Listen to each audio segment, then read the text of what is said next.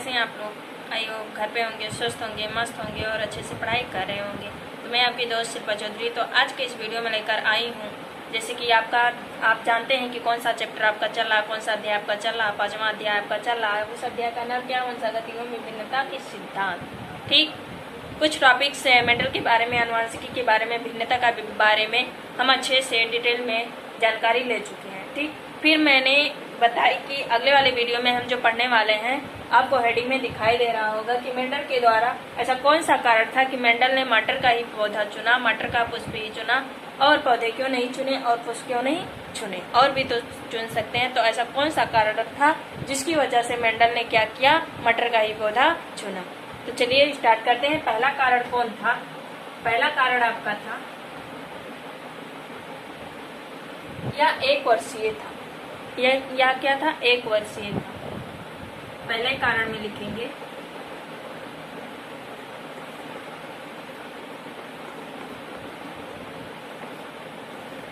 एक वर्षीय। इसे आसानी से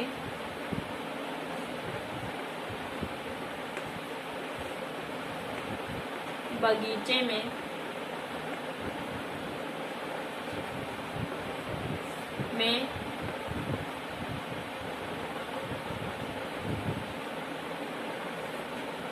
उगाया जा सकता है। ठीक, एक वर्षीय था, मतलब जो मटर का पौधा इसलिए चुने, पहला कारण आपका था कि वह एक वर्षीय था।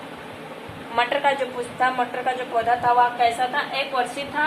इसे आसानी से किसी भी बगीचे में या कहीं और आसानी तरीके से हम लगा सकते हैं। और दूसरा कारण क्या था जिसकी वजह से मेंडल ने मटर का ही पौधा चुना?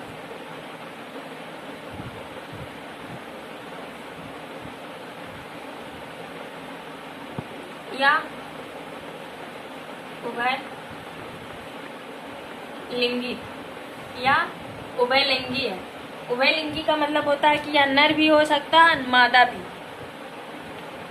उभयलिंगी का मतलब होता है नर भी होगा और मादा भी। ये दूसरा कारण आपको अच्छे तरीके से समझ में आ रहा है कि मेंडल ने क्यों चुना। वह एक वर्षीय था, वह पौधा कैसा था, एक वर्षीय था। इसे आसानी से किसी भी बगीचे या कहीं भी आसानी तरीके से हम लगा सकते हैं। फिर दूसरा कारण क्या था, यह उभयलिंगी है। यह जो पौधा कैसा है, उभयलिंगी है। उभयलिंगी का मतलब होता है कि यह नर भी हो सकता है, मादा भी हो सकता है। ठीक, इसमें और तीसरा कारण यह है कि इसमें पर परागण भी होता है, स्वपरागण भी होता है।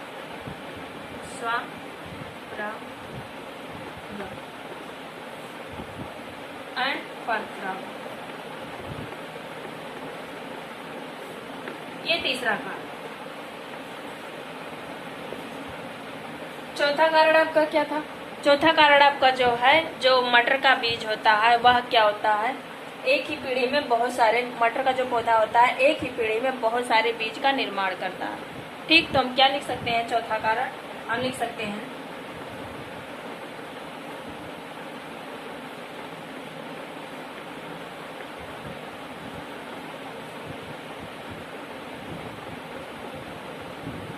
एक ही पीढ़ी में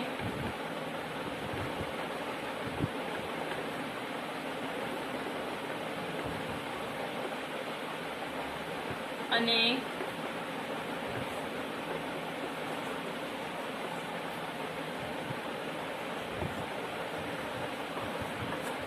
उत्पत्ति का।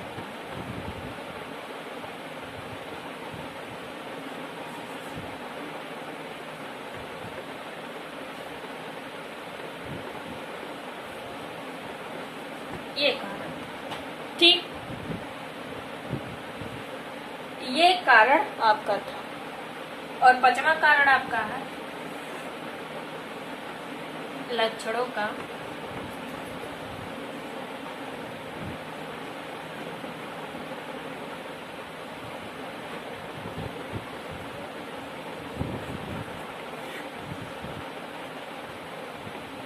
इसका मतलब क्या होता है, लक्षणों का बीपीआरसी का मतलब होता है, क्या होता है, या पौधा लंबा भी हो सकता है, बौना भी हो सकता है। ठीक, इसका मतलब होता है लंबा लंबा भी और बौना भी। इसका मतलब ये होता है, ठीक। या बैगनी भी हो सकता है और सफेद। नीचे दिखाई दे रहा,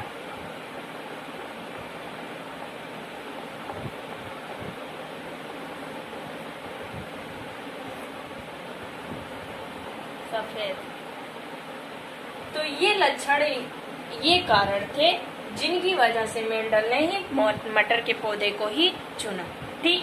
तो चलिए स्टार्ट करते हैं। एक बार मैं समझा रही कि मेंडल ने मटर का पौधा क्यों चुना। इसलिए चुना ताकि मटर का पौधा कैसा होता है, एक वर्षीय, इसे आसानी से किसी भी खेत में या बगीचे में लगाया जा सकता है, इसे आसानी से बगीचे में उगाया जा सकता है। और दूसरा कारण यह था कि यह उभयलिंगी होता है, यानी नर भी हो सकता है और मादा भी हो सकता है।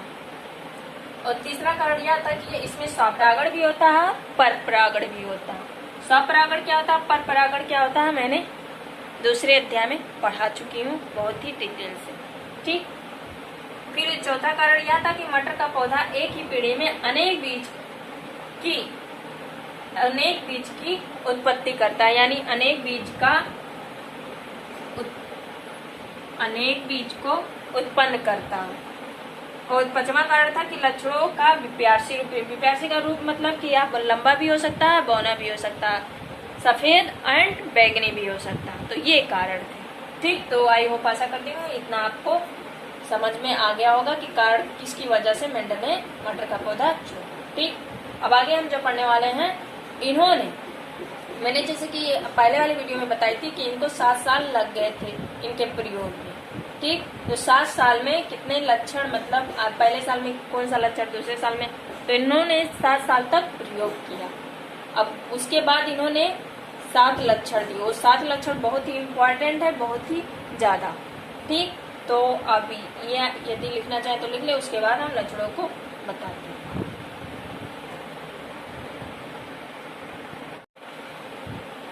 तो हो गई, इसको मिटा देना।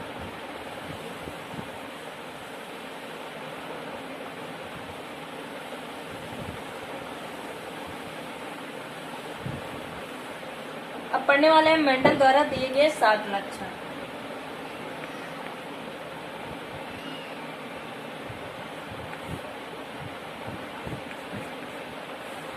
कौन कौन से पहले लिखेंगे, इनमें से कौन कौन से देंगे पहले।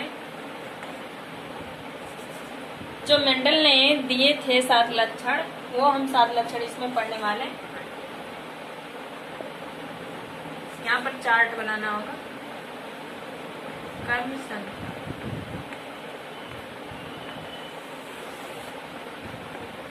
लक्षण,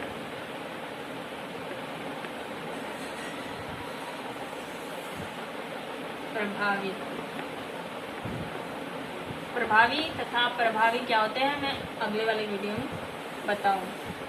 अभी यहाँ समझिए कि क्या होता है।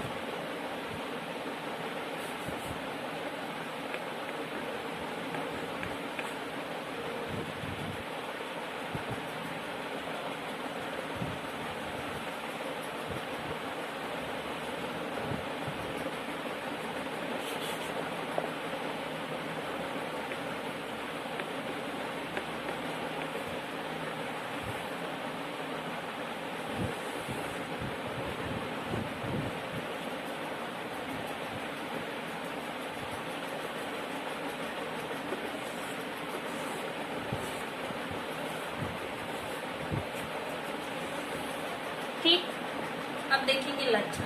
पहला क्या लेंगे, पहला जो लक्षण था आपका पौधे का लंबाई का, क्या था, लंबाई, पौधे की लंबाई।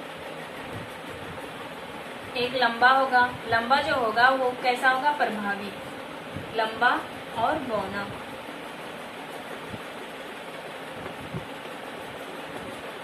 अभी टेंशन मत लीजिए कि प्रभावी तथा अप्रभावी में क्या संबंध, मतलब प्रभावी क्या होता है और अप्रभावी क्या होता है। अभी बस ध्यान दीजिए कि जो लक्षण उन्होंने बताया, किसने, मेंडल ने बताए कि जो 7 लक्षण थे उसमें से कौन प्रभावी था, कौन अप्रभावी था। तो पहले लक्षण में क्या, लंबाई, पौधे की लंबाई में जो प्रभावी था वो लंबा पौधा था, जो अप्रभावी है वो बौना पौधा। ठीक, उसके बाद दूसरा लक्षण वो आपका था, वो था बीज का रंग, बीज का रंग।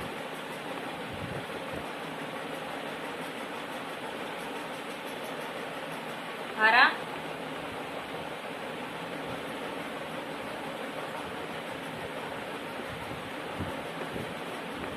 पीला और हरा। जो आपकी बीज का रंग था, बीज की रंग, वो जो प्रभावी था वो पीला था और जो अप्रभावी था वो हरा। तीसरा लक्षण बीज का रंग, अब बीज की आकृति, बीज की आकृति,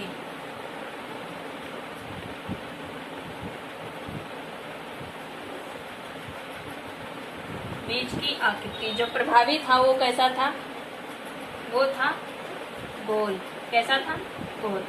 और जो अप्रभावी था वो था झुर्रीदार, झुर्रीदार। ठीक, उसके बाद चौथा लक्षण आपका था, बीज की आकृति हो गई। अब फूल का रंग, फूल का रंग। जो प्रभावी होगा वो कैसा होगा, बैगनी। जो आपका प्रभावी होगा वो आपका होगा बैगनी और जो अप्रभावी होगा वो आपका होगा सफेद। ठीक, और पांचवा लक्षण आपका था फूल का रंग, फूल की आकृति, आकृति, फूल की आकृति, कच्छस,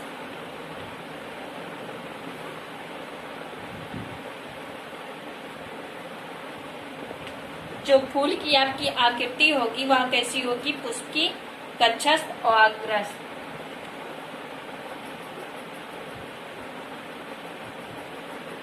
अग्रस। छठवां लक्षण जो आपका था वो फली का, फली, फली की आकृति, इसकी फली की आकृति। फली की आकृति क्या बोल रहा है,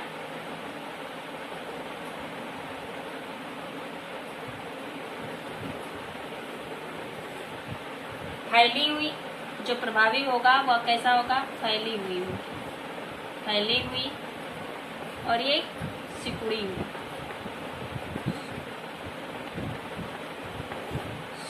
सिकुड़ी हुई। और जो आपका 7वां लक्षण था वो आपका था फली की रंग। जो प्रभावी होगा हरा होगा और पीला होगा। ठीक, 7 लक्षण कौन कौन से हैं, इंपॉर्टेंट, बहुत ज्यादा इंपॉर्टेंट है, आपको इसको याद रखना होगा। ठीक, पहला लक्षण उन्होंने पौधे की लंबाई बताई, एक लंबा और एक बौना। लंबा पौधा जो आपका होगा बाबू वो होगा प्रभावी, बौना पौधा जो होगा आपका अप्रभावी होगा। उसके बाद दूसरा लक्षण इन्होंने बताया कि बीज का रंग। बीज का रंग जो होगा पीला, एक हरा। पीला आपका जो होगा वो प्रभावी होगा और हरा जो होगा अप्रभावी होगा। ठीक, उसके बाद तीसरा लक्षण आपका है बीज की आकृति, गोल और झुर्रीदार। गोल कैसा होगा, प्रभावी, झुर्रीदार कैसा होगा, अप्रभावी। फिर उसके बाद हमें पुष्प, फूल का रंग लेना होगा। फूल का रंग एक तो बैगनी होगा, एक तो सफेद।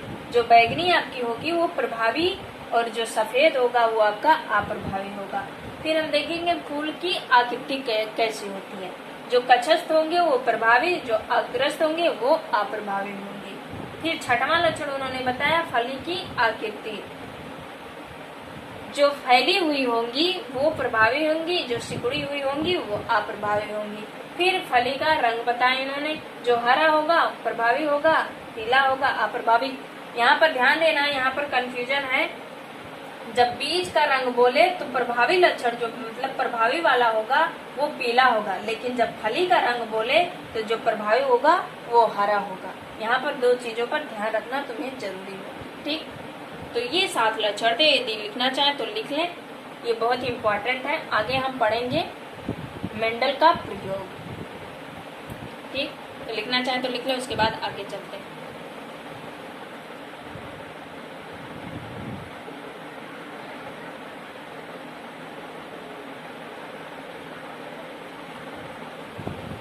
ओके, तो ये आपके थे बहुत इंपॉर्टेंट, ये 7 लक्षण एग्जाम में पूछे जाते हैं, इसको आप अच्छे तरीके से याद रखें। अब हम पढ़ेंगे मेंडल का प्रयोग।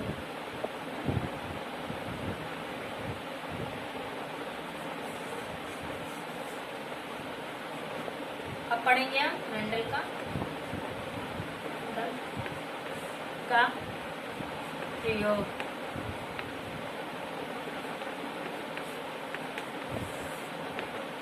मेंडल ने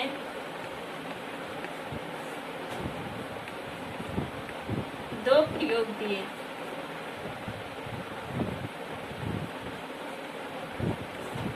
तो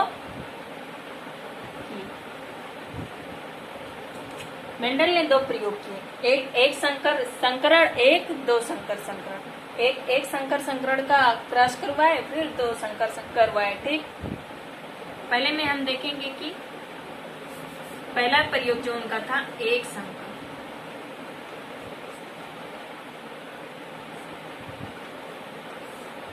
एक संकर संकरण, एक संकर संकरण। एक संकर संकरण क्या होती है? एक संकर संकरण यानी मेंडल का प्रयोग मेंडल ने दो तरह से मतलब दो प्रयोग किए, एक संकरण द्वि संकरण, ठीक। तो एक संकरण क्या होता है? एक संकरण का मतलब होता है मेरे बाबू कि जब किसी एक लक्षण को, किसी मेंडल द्वारा 7 लक्षण दिए गए थे कि नहीं दिए गए? दिए थे। तो उसी 7 में से किसी एक लक्षण को लेकर क्रॉस कराया जाता है तो वे एक संकर संकरण कहलाते हैं, ठीक। इसमें लिखेंगे जब एक संकर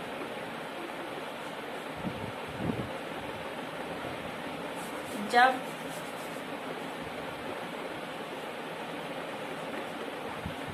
पौधे के किसी एक संकर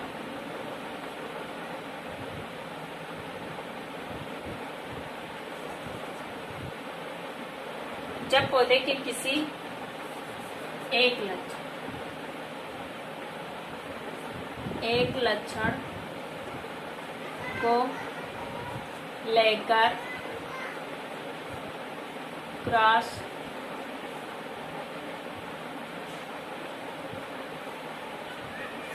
जाता है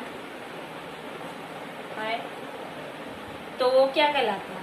तो एक संकर संकरण कहलाता है। कहने का मतलब क्या है कि जब पौधे का एक लक्षण का उपयोग किया जाता है तो वह एक संकर संकरण कहलाता है, जब पौधे के किसी एक लक्षण को लेकर क्रॉस कराया जाता है, ठीक। अब कैसे कराया जाता है यहाँ पर देखो। चलो मैंने क्या लिखा? पौधे की लंबाई, पौधे की लंबाई, पौधे की लंबाई, ठीक। पौधे की लंबाई उन्होंने अपने लक्षण में क्या बताया था? लंबाई के बारे में। पौधे की एक लंबा एक बौना, इसे कैपिटल टी से प्रेजेंट करते हैं, इसे स्मॉल टी से प्रेजेंट करते हैं। यहाँ पर आएगा नहीं इसलिए ऐसे लिखना चाहे तो लिख लें, उसके बाद हम ऊपर लिखते हैं, ठीक।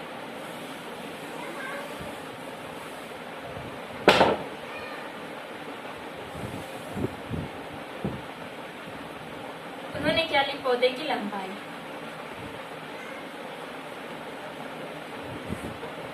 पौधे की लंबाई एक लंबा एक बौना। इसे कैपिटल टी से प्रेजेंट करते हैं, इसे स्मॉल टी से। ये आपका क्या है? जनक है। ठीक, ये आपका जनक है, ये आपका जनक है। पौधे की लंबाई एक लंबा होगा, ये बौना होगा। जो लंबा होगा प्रभावी होगा, जो बौना होगा वो अप्रभावी होगा। ठीक, अब क्या होगा? आप जैसे कि जानते हैं क्या कि जो आपका इसमें डीएनए अलग अलग होते हैं, ये डीएनए कहाँ उपस्थित होता है? क्रोमोसोम पर।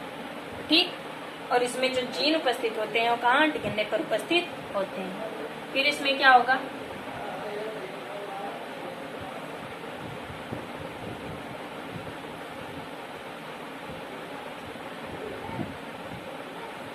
ये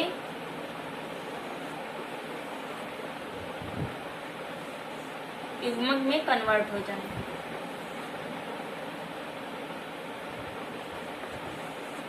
ये आपके क्या? युग्मक।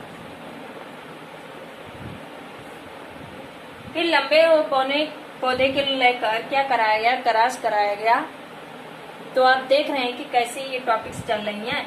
पौधे की लंबाई भी एक लंबा एक बौना। जैसे कि आप जानते हैं ये जनक है, जनक है। जनक में जब क्या अर्धसूत्री विभाजन होता है तो ये युग्मकों में कन्वर्ट हो जाते हैं, यानी ये युग्मक आपके जो हैं वो किस में होंगे? युग्मक में कन्वर्ट होंगे। ठीक, अब यहाँ देखो, ये आपका तो लंबा है, फिर यहाँ से इसका क्रॉस इससे कराया गया तो हमें क्या मिला? Capital T small T. फिर इसका क्रॉस इससे कराया गया कैपिटल टी स्मॉल टी। इसका क्रॉस इससे कराया गया कैपिटल स्मॉल टी। इसका क्रॉस इससे कराया गया कैपिटल टी स्मॉल टी। इतनी बात क्लियर? ये आपकी थी पहली पीढ़ी में, या पास था पहली। फिर से एक बार और समझा दे रही हूँ कि अभी हमने मेंडल का प्रयोग पढ़ा। मेंडल ने दो प्रयोग किए, एक संकरण, द्वि संकरण। एक संकरण क्या होता है? जब किसी एक लक्षण का उपयोग किया जाता है, यानी पौधे की किसी एक लक्षण को लेकर क्रॉस कराया जाता है तो वह एक संकर संकरण कहलाता है। कैसे करवाए? एक पौधे की लंबाई क्या है? लक्षण है। एक लंबा होगा एक बौना होगा, यानी जो पौधा आपका होगा, ये मान लो ये आपका पौधा है। ठीक, ये आपका पौधा एक लंबा है एक बौना है। ठीक, तो लंबा पौधा को किससे प्रेजेंट करते हैं? टी, कैपिटल टी, वैसे स्मॉल टी। ये आपके क्या है? जनक है, जैसे कि मैंने पहले वाले चैप्टर में पढ़ी। फिर यह किस में कन्वर्ट हो जाते हैं? युग्मकों में। फिर इसका क्रॉस इससे करवाए, यानी लंबा को लेकर बौना, यानी अप्रभावी लक्षण को प्रभावी लक्षण को अप्रभावी से क्रॉस कराएं। अब यहाँ देखना कि अभी प्रभावी तथा प्रभावी के बारे में नहीं बताई, अब यहाँ बताना पड़ेगा। क्यों? क्योंकि लंबा जो होगा आपका प्रभावी होगा कैपिटल टी, और ये बौना होगा वह अप्रभावी होगा।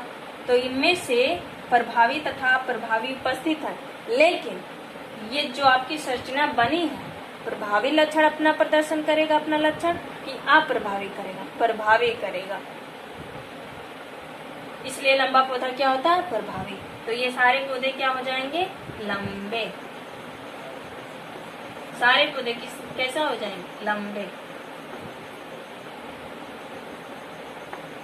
यानी जब दो लक्षणों को आपस में लेकर क्रॉस कराया जाता है तो सिर्फ प्रभावी लक्षण अपना लक्षण प्रदर्शित कर पाता है, जबकि अप्रभावी लक्षण अपना लक्षण प्रदर्शित नहीं कर पाता है। यही नियम क्या कहलाता है? मेंडल ने 3 नियम दिए थे। यही नियम क्या कहलाता है? प्रभाविता का नियम कहलाता है। ठीक,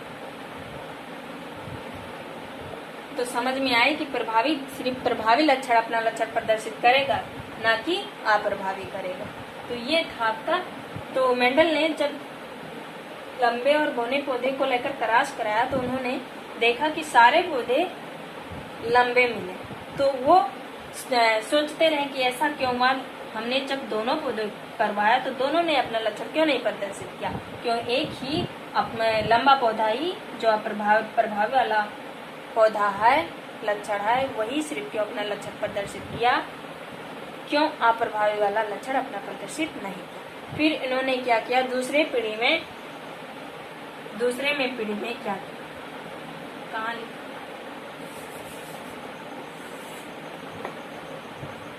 जो लंबे पौधे प्राप्त हुए थे कैपिटल टी स्मॉल टी, फिर से इनका संकरण करना, फिर से क्या किए, संकरण करना। तो कैपिटल टी एक स्मॉल टी, कैपिटल टी एक स्मॉल टी, फिर इनका संकरण किससे करवाएंगे, जैसे इसमें करवा रहे हैं।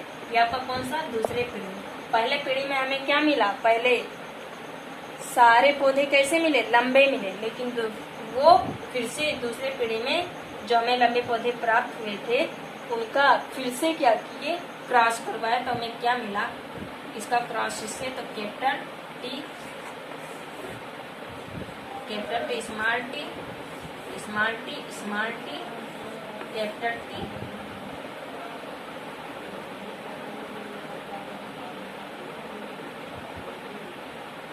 यानी इसका पौधा इससे हुआ, इसका इससे हुआ, इसका इससे हुआ, फिर इसका इससे हुआ। अब देखना यहाँ पर बौना पौधा हमें प्राप्त हुआ कि नहीं हुआ, तो ये नहीं कह सकते हैं कि अप्रभावी अपना लक्षण नहीं प्रदर्शित करता है, लेकिन पहली पीढ़ी में नहीं, दूसरी पीढ़ी में कर सकता है, या तीसरी पीढ़ी में, या चौथी पीढ़ी में, लेकिन ये करेगा, अपना लक्षण प्रदर्शित करेगा। ठीक, सिर्फ पहली पीढ़ी में यह अपना लक्षण प्रदर्शित नहीं कर पाता है, सिर्फ प्रभावी वाला लक्षण अपना लक्षण प्रदर्शित कर पाता है। ठीक, तो यहाँ पर देखना क्या, एक लंबा, ये भी लंबा, ये भी लंबा, एक बौना प्राप्त हमें मिल गया। ठीक, और एग्जाम में पूछी जाती है, दो चीज पूछी जाती है, कौन कौन से, एक है लक्षण प्रारूप अनुपात, एक जीन प्रारूप अनुपात, बहुत इंपॉर्टेंट है। एक लक्षण प्रारूप अनुपात, एक जीन प्रारूप अनुपात पूछी जाती है। तो जो आपके लक्षण प्रारूप अनुपात होते हैं, यहाँ पर देखना 1 2 3, कितने लंबे पौधे हैं, जो 3, और कितना बौना है, 1। तो यानी जो लक्षण प्रारूप अनुपात है, जो हमें दिखाई दे वही क्या है, लक्षण प्रारूप अनुपात है। तो यहाँ पर देखना कितने लंबे, 1 2 3, यानी 3 लंबे 1 बौने, तो 3 अनुपात 1। उसके बाद पूछी जाती है जीन प्रारूप अनुपात, जीन प्रारूप अनुपात, यानी एक तो शुद्ध लंबा पौधा है और 2 अशुद्ध लंबा पौधा और 1 बौना है।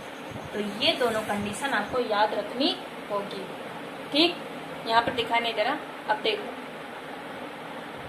कि हमने लक्षण प्रारूप अनुपात आपका 3 अनुपात 1 होगा। क्यों? क्योंकि यहाँ पर 3 लंबे पौधे हैं, 1 बौना पौधा। जीन प्रारूप अनुपात, जीन कहाँ उपस्थित होता है, डीएनए पर उपस्थित होता है। ठीक, एक शुद्ध लंबा पौधा है, मैंने लिखा 1 अनुपात 2 अशुद्ध लंबे पौधे हैं और 1 बौना पौधा। तो यानी क्या होगा आपका, 1 अनुपात 2 अनुपात 1। तो ये प्रयोग मेंडल ने, ये पूरा प्रोसेस आपका क्या था, एक संकर संकरण था, एक संकर संकरण। तो आई होप आशा करती हूँ आपको एक संकर संकरण आ गया होगा। एक बार मैं और समझा दे रही हूँ, समझने की कोशिश करना। देखिए, पहले मैंने क्या बताया, पहले मैंने बताई कि लक्षण 7 उन्होंने दिया। पहले टॉपिक में मैंने क्या पढ़ा है, शुरू से बता रही हूँ। पहले मैंने बताया कि मटर का पौधा ही क्यों चुने, ऐसा कौन सा कारण था जो मटर का पौधा मेंडल ने चुना। तो कारण यह था कि वह 1 वर्षीय था, उसे आसानी से बगीचे में लगाया जा सकता था। ठीक, और वह उभयलिंगी था, मादा भी हो सकता है और नर भी हो सकता है। ठीक, वह लक्षण का विप्यार्सी रूप होता है, वह लक्षण का विप्यार्सी रूप होता है। विप्यार्सी का मतलब होता है कि क्या वह लंबा भी हो सकता है, बौना भी हो सकता है, बैंगनी भी हो सकता है, सफेद भी हो सकता है। ठीक, वह एक पीढ़ी में कई सारे बीज को उत्पन्न कर सकता है। इसमें परपरागण भी होता है, स्वपरागण भी होता है। ठीक, ये कारण थी जिसकी वजह से मेंडल ने मटर का ही पौधा चुना।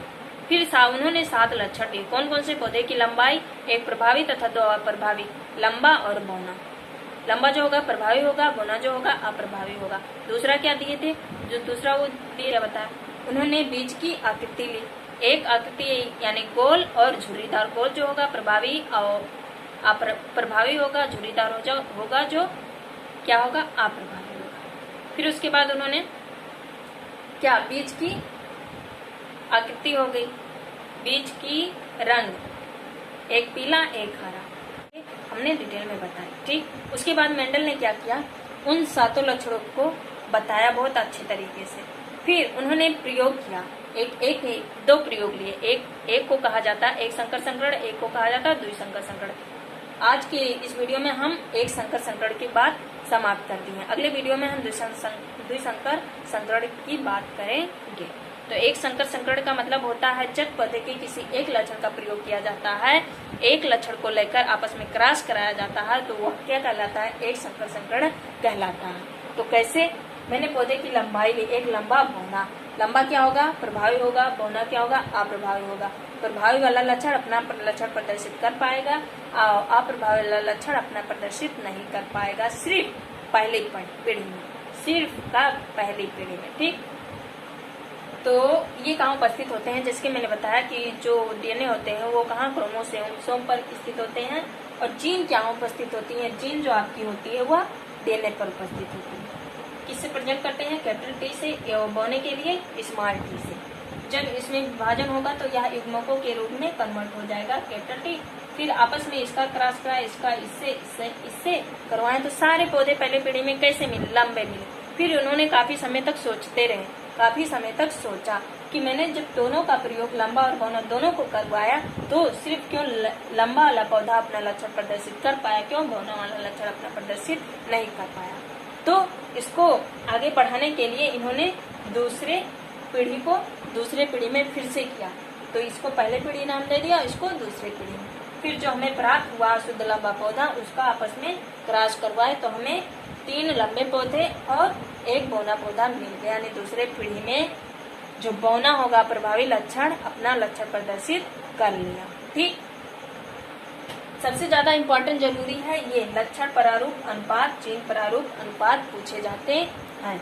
तो जो लक्षण प्रारूप अनुपात होते हैं जो दिखाई दे, क्या 3 लंबे हैं और 1 बौना, तो 3 अनुपात, 1 जीन प्रारूप अनुपात, 1 शुद्ध है और 2 अशुद्ध लंबा पौधा और 1 बौना पौधा, यानी 1 अनुपात 2 अनुपात 1। ये किसका है, जीन प्रारूप अनुपात।